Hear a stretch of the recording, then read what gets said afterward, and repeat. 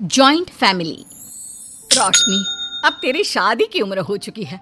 सब तेरे लिए लड़का देख रहे हैं और तू है कि 8-9 बजे बिस्तर से उठ रही है। मम्मी, क्या आप भी सुबह सुबह ज्ञान दे रही हो? सोने तो दो कम से कम। क्या करें, अब तेरी हरकतें ही ऐसी हैं। चल अब बिस्तर छोड़ और मेरे साथ खाना बनाना सीख। ना, मैं नहीं बना रही खाना वाना। आप प्लीज जाइए ना यहाँ से। रोशनी की बातों से निराश होकर निशा वहाँ से चली जाती है। निशा, तुम रोशनी को घर का कामकाज क्यों नहीं सिखाती? अगर यही हाल रहा फिर तो 2 दिन में उसके ससुराल वाले उसे यहाँ छोड़कर चल देंगे। मैं तो बहुत कोशिश करती हूँ उसे घर की जिम्मेदारियां सिखाने की, लेकिन वो मेरी सुने तब ना। आप तो जानते ही हैं ना कि वो कितनी जिद्दी है। हमें निशा के लिए एक ऐसा लड़का ढूंढना होगा जिसका भरा पूरा परिवार हो।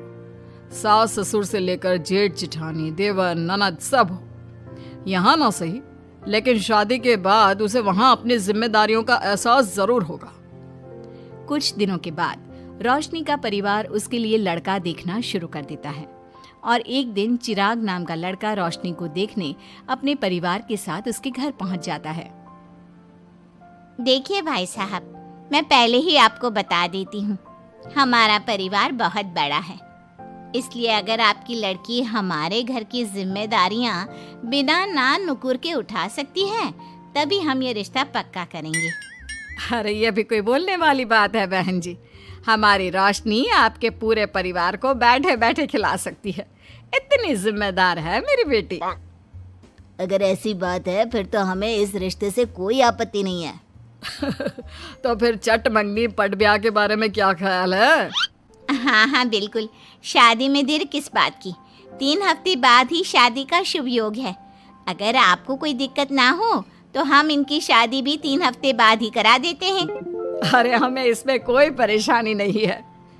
इस तरह दोनों परिवारों में शादी की तैयारियां शुरू हो जाती है और कुछ ही दिनों बाद रोशनी की शादी चिराग से करा दी जाती है।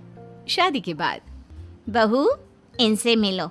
ये है तुम्हारी दादी सास, ये बड़ी सास और बड़े ससुर, ये तुम्हारे जेठ, ये जेठानी, ये दोनों तुम्हारे देवर और ये इस परिवार की सबसे छोटी बेटी सिमरन, यानी कि तुम्हारी ननद है। परिवार में इतने सारे लोगों को देखकर रोशनी का सर चकरा जाता है। वो अपना सर पकड़ लेती है और मन ही मन सोचने लगती है, हे भगवान, ये किस जन्म का बदला लिया है आपने मुझसे? मैंने क्या बिगाड़ा था आपका जो आपने मुझे ऐसा परिवार दिया? बेटा, किस सोच में पड़ गई तुम? और कितने लोग हैं आपके परिवार में? बस हम इतने ही लोग हैं बेटा, ज्यादा लंबा परिवार नहीं है हमारा। अब इससे लंबा और कितना बड़ा परिवार होगा आपका? ये ससुराल कम चिड़ियाघर ज्यादा लग रहा है। कुछ कहा क्या तुमने बेटा? नहीं मम्मी जी, वो मैं बहुत थक गई हूँ, तो क्या अब मैं सोने जा सकती हूँ? हाँ, क्यों नहीं बहू। चिराग, बहू को अंदर कमरे में लेकर जा। जी माँ। चिराग रोशनी को अंदर कमरे में लेकर जाता है। चिराग, मुझे यहाँ नहीं रहना, मुझे अलग रहना है। ये तुम क्या बोल रही हो रोशनी? अभी तो आई हो तुम और अभी अलग होने की बात कर रही हो। परिवार वालों को पता चलेगा तो कितने दुखी होंगे वो लोग। मुझे नहीं मतलब किसी से, और इसे तुम परिवार कहते हो? ये परिवार कम कोई गली मोहल्ला ज्यादा लग रहा है।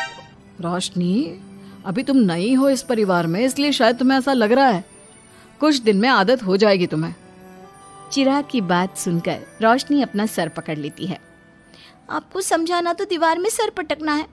मैं सो रही हूँ, लाइट ऑफ मत करना, मुझे अंधेरे में नींद नहीं आती। इतना बोलकर रोशनी बिस्तर पर लेट जाती है। रोशनी को देखकर चिराग का मुंह खुला का खुला रह जाता है। वो भी पैर पटकते हुए बिस्तर के दूसरे कोने में अपना मुंह मोड़कर सो जाता है। अगले दिन, देवरानी जी, आप उठ भी जाइए, सुबह के 6 बज चुके हैं। सोने दो ना मम्मी, क्यों परेशान कर रही हो? देवरानी जी, मैं आपकी मम्मी नहीं जेठानी हूँ। सुबह सुबह क्या मजाक है मम्मी? इतना कहकर रोशनी अपनी आंखें मसलते हुए उठती है और अपनी जेठानी को देखकर चौंक जाती है। दीदी आप यहाँ? पिछले 1 घंटे से तुम्हें उठा रही हूँ, लेकिन तुम हो कि अब उठ रही हो? लेकिन अभी तो सिर्फ 6 बज रहे हैं, आपने मुझे उठाया क्यों? वो इसलिए क्योंकि आज तुम्हारे इस घर में पहली रसोई है, तो खाना आज तुम्हें ही बनाना होगा ना। क्या? मुझे पूरे मोहल्ले के लिए खाना बनाना पड़ेगा? नहीं रोशनी, तुम्हें पूरे मोहल्ले के लिए नहीं, सिर्फ परिवार के लोगों के लिए ही खाना बनाना है। आपका परिवार किसी मोहल्ले से कम है क्या? कुछ कहा क्या तुमने? हाँ नहीं दीदी, आप चलिए, मैं अभी फ्रेश होकर आती हूँ।